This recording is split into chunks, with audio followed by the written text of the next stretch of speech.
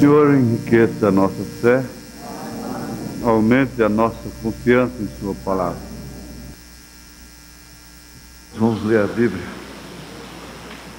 Visto que temos um grande sumo sacerdote, Jesus, Filho de Deus, que penetrou nos céus, retenhamos firmemente a nossa confissão, porque não temos um sumo sacerdote que não possa compadecer-se das nossas fraquezas, porém um que, como nós, em tudo foi tentado, mas sem pecado.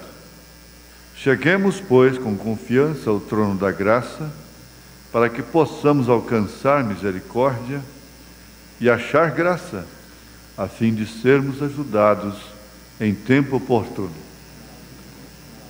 Senhor Deus, enquanto uns recebiam, outros viam aquilo que outros haviam recebido e todos glorificavam a Deus. Nós temos recebido e temos visto a outros receberem. Amém. Estamos aqui para glorificarmos o Senhor. Amém. Com perdão das nossas falhas e pecados. Lembrando que está sobre nós o sangue do Cordeiro, o sangue de Jesus Cristo que nos lava e purifica de todo pecado. Dá-nos aqui uma atmosfera própria para o Espírito Santo atuar em favor de cada um de nós. Que todos possam dar um passo na fé, Senhor. Mesmo as criancinhas sejam controladas pelo Espírito Santo da graça, ajudando, ó Deus, a todos, e todos cooperando uns com os outros, dedicando espírito de atenção, dedicando reverência a Ti, Senhor. Então, ó Pai Santo, Teu Espírito terá tudo para ungir uma palavra que seja e realizar o Seu propósito. Em nome de Jesus Cristo nós pedimos estas bênçãos, ó Deus, e aceita também a nossa gratidão por ainda podermos abrir este livro e lembrarmos desses fatos gloriosos e sabermos mais do que isso, que Jesus Cristo é o mesmo ontem, hoje e eternamente. Nós te glorificamos por estas bênçãos, em nome de Jesus Cristo. Amém. Podeis assentar-me. A unidade com Deus é ter o Espírito de Deus em você, concordando com a palavra, e fazer isto manifesto em poder através de sua vida, não é? Vamos repetir isto juntos, conforme o profeta fez com a congregação. Unidade com Deus é ter o Espírito de Deus em você, concordando com a palavra, com toda a palavra, e fazer isto manifesto em poder. Então esta é a unidade com Deus. É concordar com toda a palavra e fazer isto manifesto em poder. O poder de Deus nunca é manifestado para atender uma especulação de Satanás ou do incrédulo, do descrente. Deus nunca manifestou o seu poder para satisfazer a especuladores. Nós podemos notar, através das Escrituras, que Jesus Cristo não fez nenhum dos sinais que o diabo pediu para ele fazer lá no Monte da Tentação, embora tendo poder para fazer aquilo. Jesus não fez. Há uma espécie de pessoas na Terra que elas propõem a crer em Deus e obedecerem a Deus, mas assim como uma troca, uma barganha. E elas são crentes somente enquanto não há um escândalo, não há uma dificuldade, não há um contratempo, uma decepção na sua vida. Então elas são crentes. Enquanto Deus atende às suas expectativas, enquanto a igreja preenche as suas maneiras de pensar, enquanto não é ferida na igreja, enquanto não sofre uma tentação maior, enquanto não prosperam. Você sabe que uns fracassam pela pobreza. Eles ficam pobres e necessitados e sendo fiéis a Deus, e por fim se escandalizam e tropeçam e não prosseguem adiante, porque Deus não as abençoa. Assim elas pensam.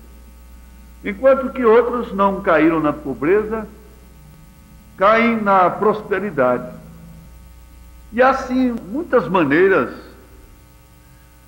de fé, tempo determinado para ser crente. Como se pode pensar que você foi salvo durante 10 anos só? Às vezes o diabo tem chegado para mim. E eu não creio que eu sou salvo por 20 anos somente. E ele chega para você também. Agora você vai pensar, admitir que você foi salvo somente por 10 anos? Ou você foi salvo, ou você nunca foi salvo. Uma das duas.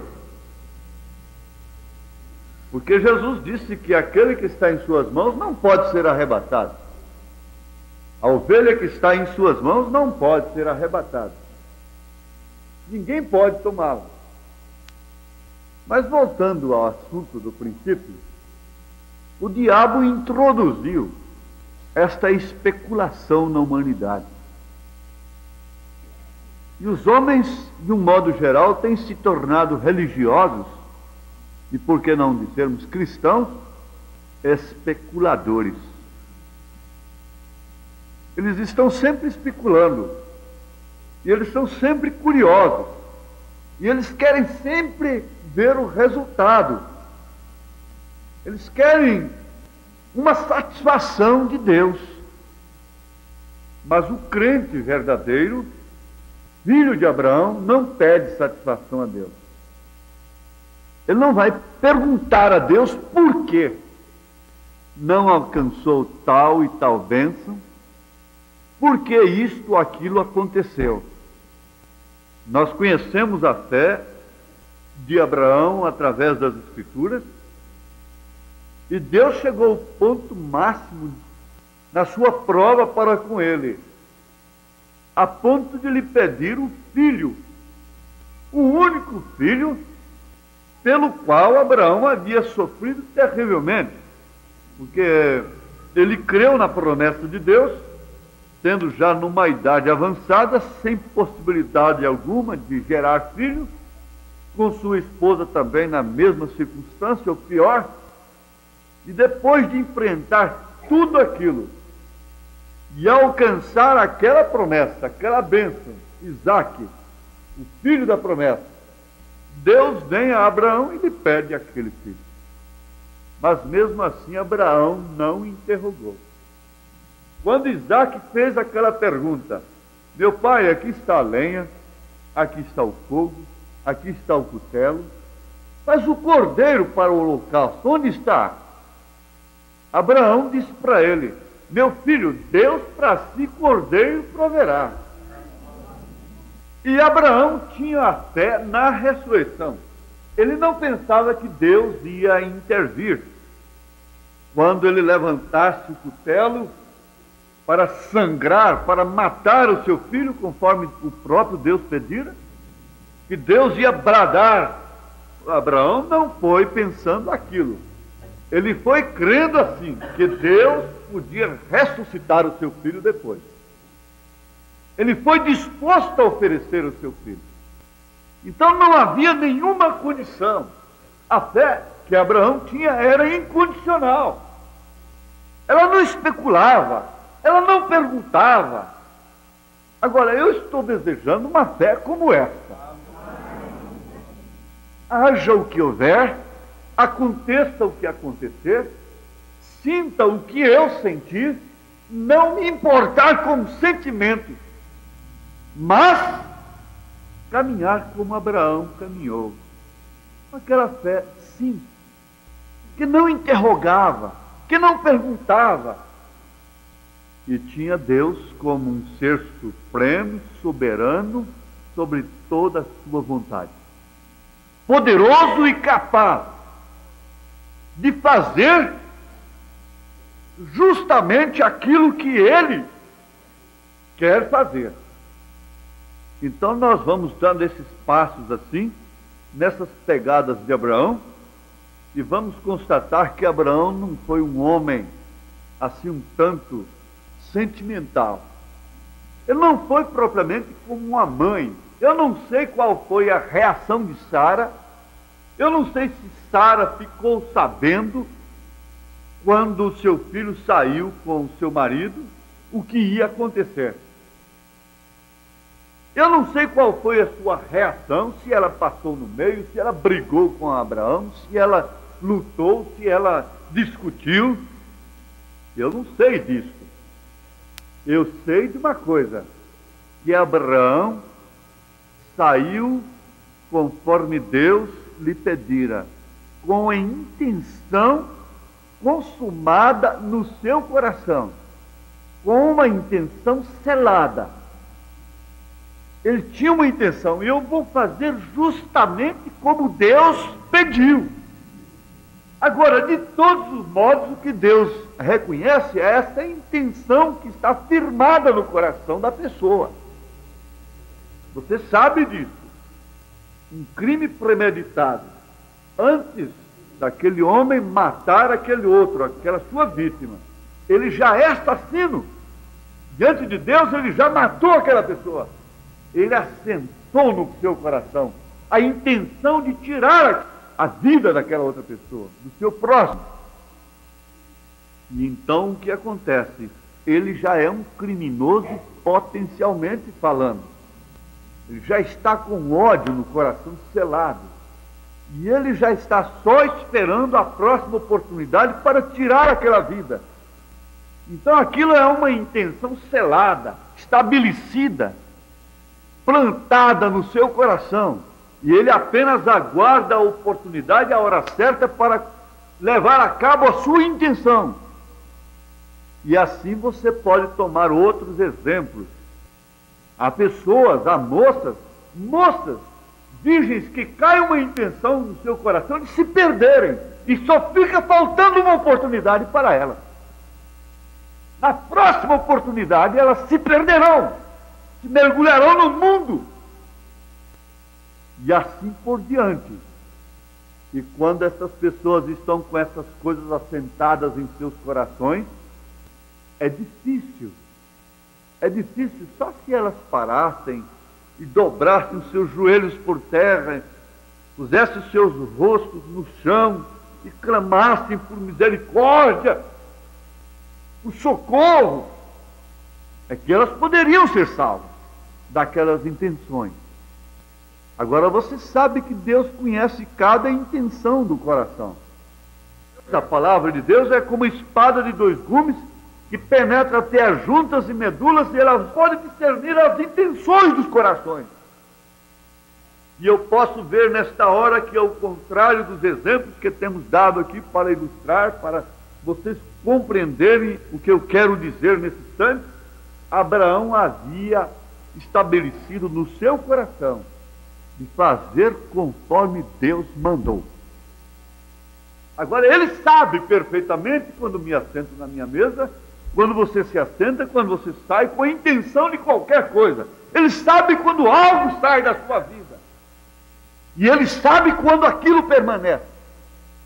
Às vezes você vem ao culto e ouve a palavra de Deus e concorda com a palavra de Deus, mas aquela intenção não sai do seu coração.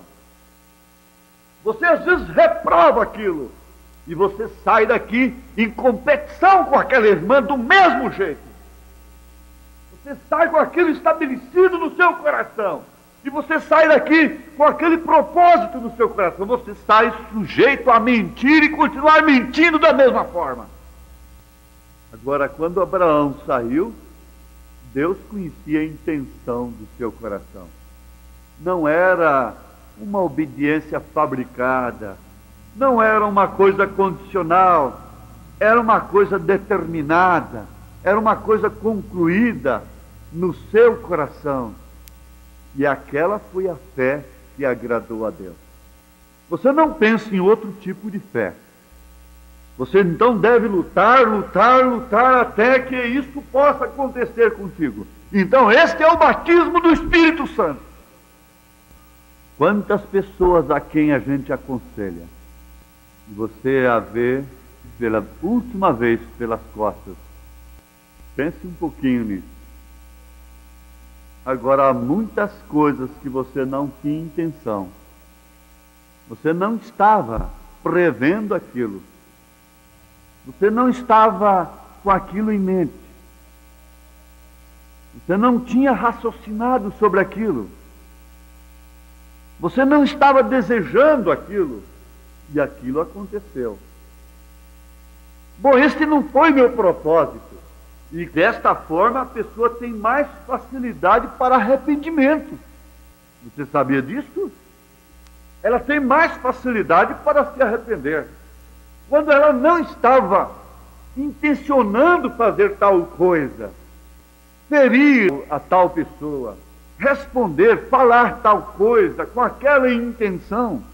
Bom, este não foi o meu propósito. Eu não pensava que isto ia ser dessa forma, que isto ia gerar aquilo. E esta pessoa, então, ela tem mais possibilidade de se arrepender. Esta que não pratica de uma maneira intencional.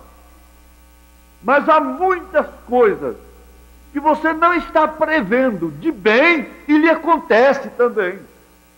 E havia aquele rapaz, aquele homem ali que há 38 anos saía para a porta chamada Formosa do templo, e ele tinha aquela rotina. Ele estava apanhando esmola. E diz o profeta aqui, quem sabe ele estava querendo comprar algum par de braçadeiras para poder andar. Pois eram seus tornozelos que estavam enfraquecidos. E a sua intenção, a sua linha, a sua meta era aquela todos os dias. Durante 38 anos. E aquele homem não podia optar para outra coisa. Ele não podia pensar em outra coisa. Ele não podia nunca pensar que iria saltar dentro do templo, glorificando a Deus. Ele não tinha tais aspirações. Receber uma coisa que nunca pensou receber. Já estava acomodado à sua situação. Já estava conformado pela força das circunstâncias. Sou paralítico, sou coxo de nascença. Simplesmente tenho que juntar umas moedas para comprar estas moletas. O que é muito difícil. Mas de repente, chegaram ali dois homens. Um já idoso e o outro ainda jovem, simpático. Aliás, diz o profeta, você sabe, há algo sobre o cristianismo que faz com que as pessoas pareçam diferentes. Elas são as pessoas mais bonitas em todo o mundo. São as pessoas cristãs. Não se preocupem, elas são as mulheres mais bonitas. Eles são os homens mais simpáticos em todo o mundo. Elas não precisam desta gatimunha, elas não precisam de pintar as suas caras. Elas são o que elas são de fato. E quando aquelas duas pessoas distintas chegaram ali, o homem apanhou o seu copo e estendeu. E aquilo queria dizer, dá-me uma esmola, pelo amor de Deus. Aquela atitude de estender o seu copo já queria dizer, dá-me algo, dá-me um dinheiro. Eu estou aqui para isso. Este é o meu costume. Este tornou-se o meu hábito. Este é o meio que eu tenho para ganhar o meu pão. Dá-me! estava acostumado a estender o copo. E o apóstolo Pedro, sendo mais velho, disse: não tenho ouro nem prata, mas aquilo que tenho, isso te dou. Naquela hora o homem saltou, começou a pular. Saltando, ele pôs-se em pé e andou e entrou com eles no templo, ultrapassou a porta, saltando e louvando a Deus, e todo o povo o viu andar e louvar a Deus. Aleluia, glória a Deus. Irmãos, há uma coisa tremenda a se aprender aqui. E o grande jovem saltou com um grande amém para aquilo e olhou para a sua face. O que aconteceu? Aquela corrente de compaixão, a compaixão daquele que disse: tenho compaixão do enfermo.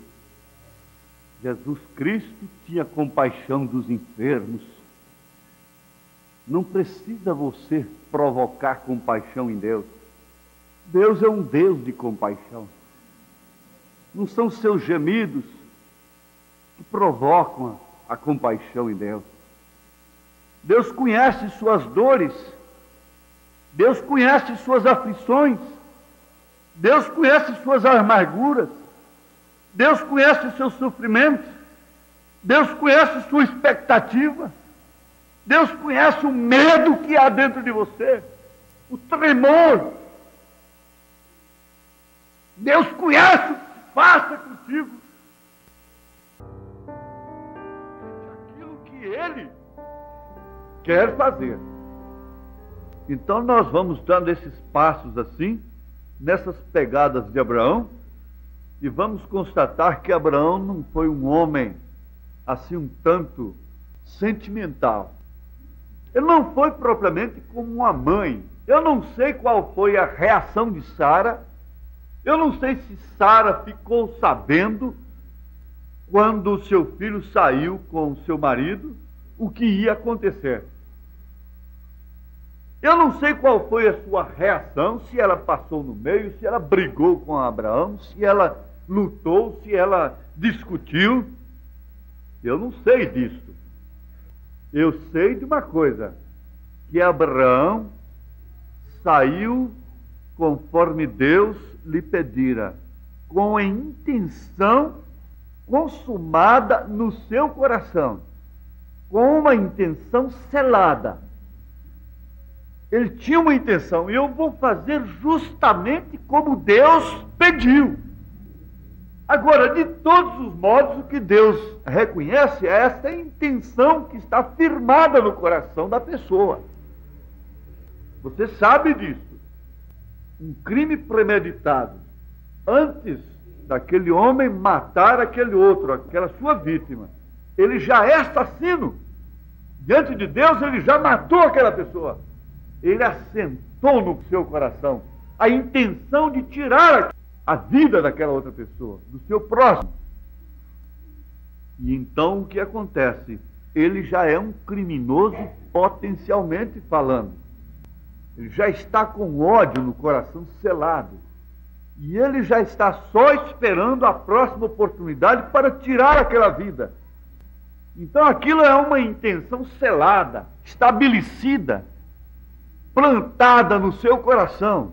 E ele apenas aguarda a oportunidade, a hora certa para levar a cabo a sua intenção. E assim você pode tomar outros exemplos. Há pessoas, há moças, virgens, que cai uma intenção no seu coração de se perderem, e só fica faltando uma oportunidade para elas. Na próxima oportunidade elas se perderão, se mergulharão no mundo, e assim por diante. E quando essas pessoas estão com essas coisas assentadas em seus corações, é difícil só se elas parassem e dobrassem os seus joelhos por terra, pusessem os seus rostos no chão e clamassem por misericórdia, por socorro, é que elas poderiam ser salvas. daquelas intenções. Agora você sabe que Deus conhece cada intenção do coração. A palavra de Deus é como espada de dois gumes que penetra até as juntas e medulas e ela pode discernir as intenções dos corações. E eu posso ver nesta hora que, ao contrário dos exemplos que temos dado aqui para ilustrar, para vocês compreenderem o que eu quero dizer nesse instante, Abraão havia estabelecido no seu coração de fazer conforme Deus mandou. Agora, ele sabe perfeitamente quando me assento na minha mesa, quando você se assenta, quando você sai com a intenção de qualquer coisa. Ele sabe quando algo sai da sua vida. E ele sabe quando aquilo permanece. Às vezes você vem ao culto e ouve a palavra de Deus e concorda com a palavra de Deus, mas aquela intenção não sai do seu coração. Você às vezes reprova aquilo e você sai daqui em competição com aquela irmã do mesmo jeito. Você sai com aquilo estabelecido no seu coração. E você sai daqui com aquele propósito no seu coração. Você sai sujeito a mentir e continuar mentindo da mesma forma. Agora, quando Abraão saiu, Deus conhecia a intenção do seu coração. Não era uma obediência fabricada. Não era uma coisa condicional. Era uma coisa determinada. Era uma coisa concluída no seu coração. E aquela foi a fé que agradou a Deus. Você não pensa em outro tipo de fé. Você então deve lutar, lutar, lutar até que isso possa acontecer contigo. Então este é o batismo do Espírito Santo.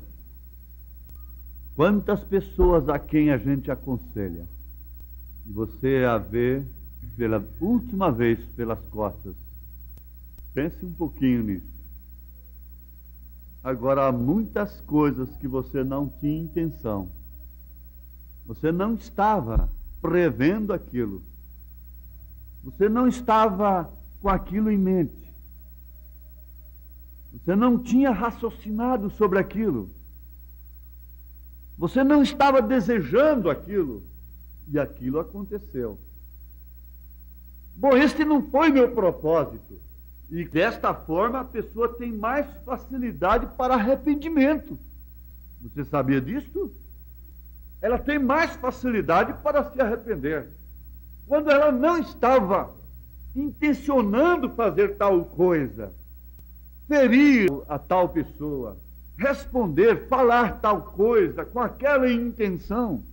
Bom, esse não foi o meu propósito. Eu não pensava que isto ia ser desta forma, que isto ia gerar aquilo. E esta pessoa, então, ela tem mais possibilidade de se arrepender. Esta que não pratica de uma maneira intencional. Mas há muitas coisas que você não está prevendo de bem e lhe acontece também. E havia aquele rapaz, aquele homem ali que há 38 anos saía para a porta chamada Formosa do templo, e ele tinha aquela rotina. Ele estava apanhando esmola. E diz o profeta aqui, quem sabe ele estava querendo comprar algum par de braçadeiras para poder andar. Pois eram seus tornozelos que estavam enfraquecidos. E a sua intenção, a sua linha, a sua meta era aquela todos os dias. Durante 38 anos. E aquele homem não podia optar para outra coisa. Ele não podia pensar em outra coisa. Ele não podia nunca pensar que iria saltar dentro do templo, glorificando a Deus. Ele não tinha tais aspirações. Receber uma coisa que nunca pensou receber. Já estava acomodado à sua situação. Já estava conformado pela força das circunstâncias.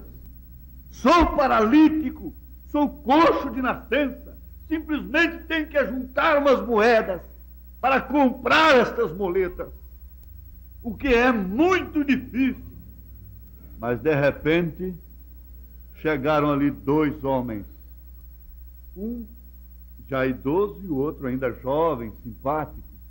Aliás, diz o profeta, você sabe, há algo sobre o cristianismo que faz com que as pessoas pareçam diferentes. Elas são as pessoas mais bonitas em todo o mundo. São as pessoas cristãs.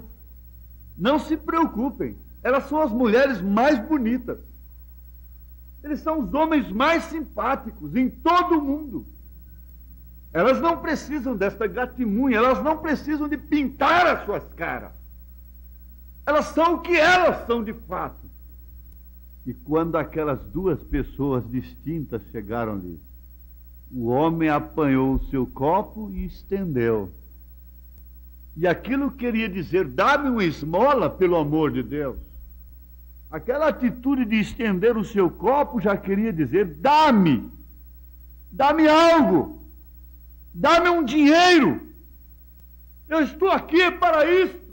Este é o meu costume. Este tornou-se o meu hábito.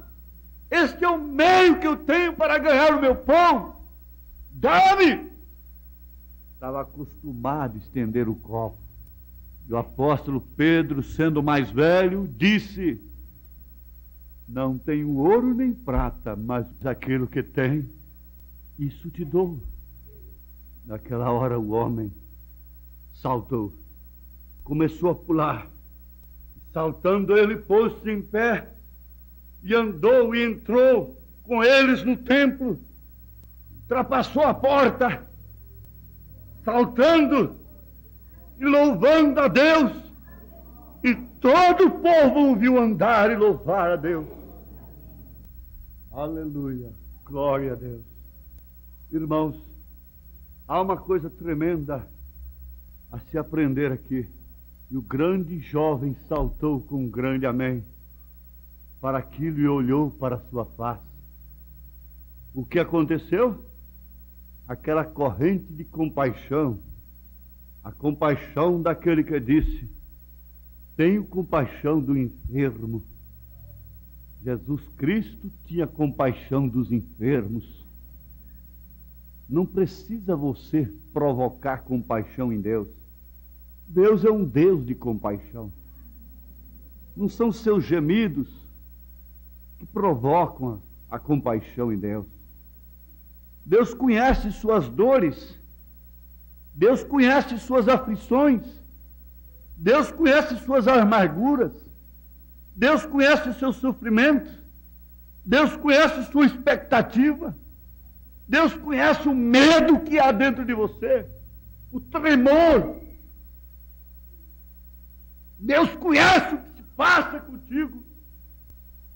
Oh, que esta compaixão de Deus tome lugar no meu coração nesta hora, como tomou lugar no coração de Pedro.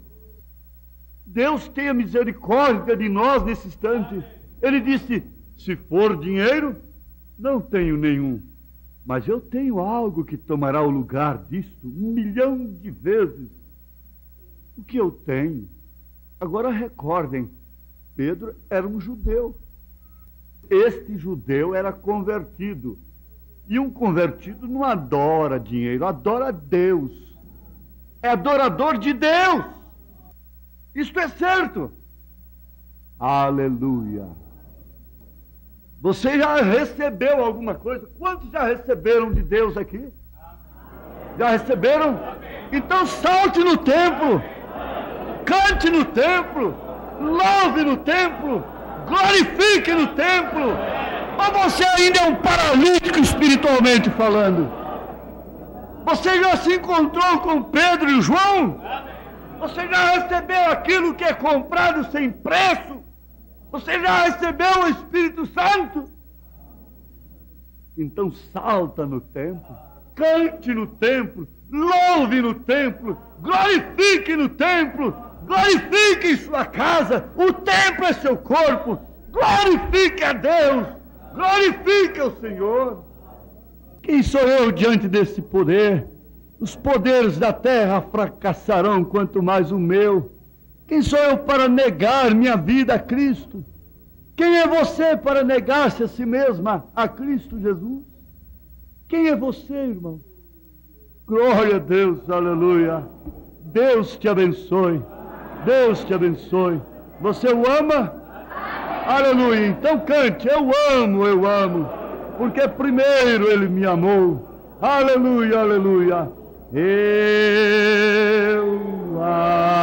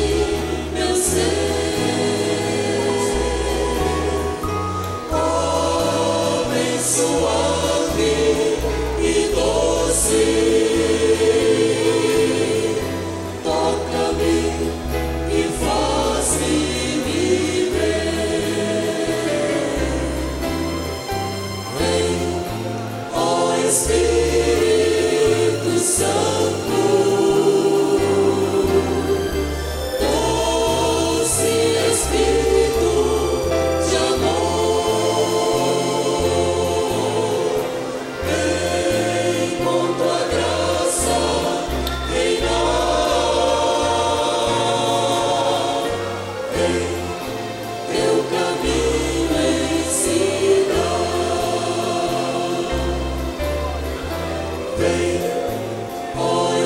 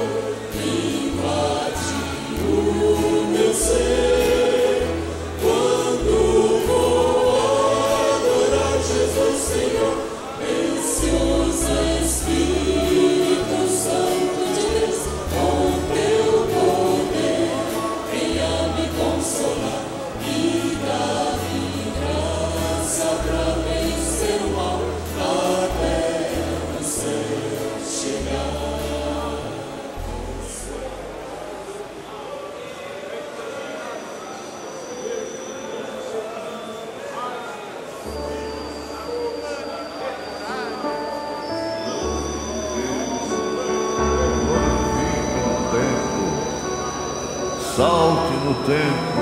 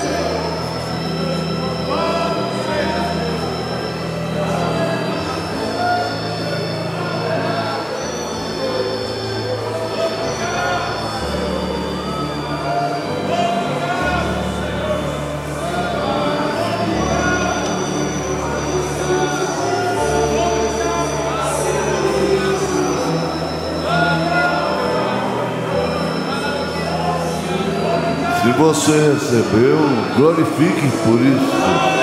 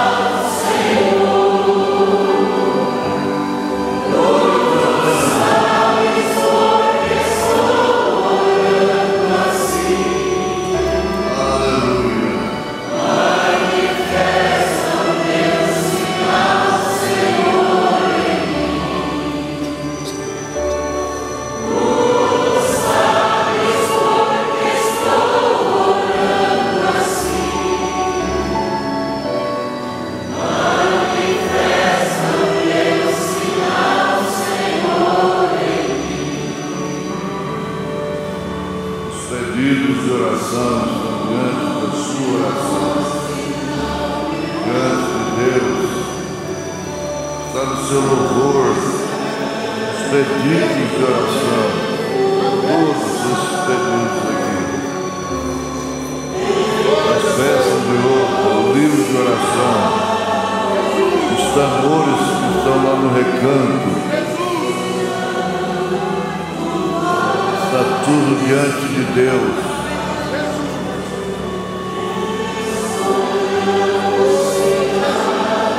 A sua oração cantada.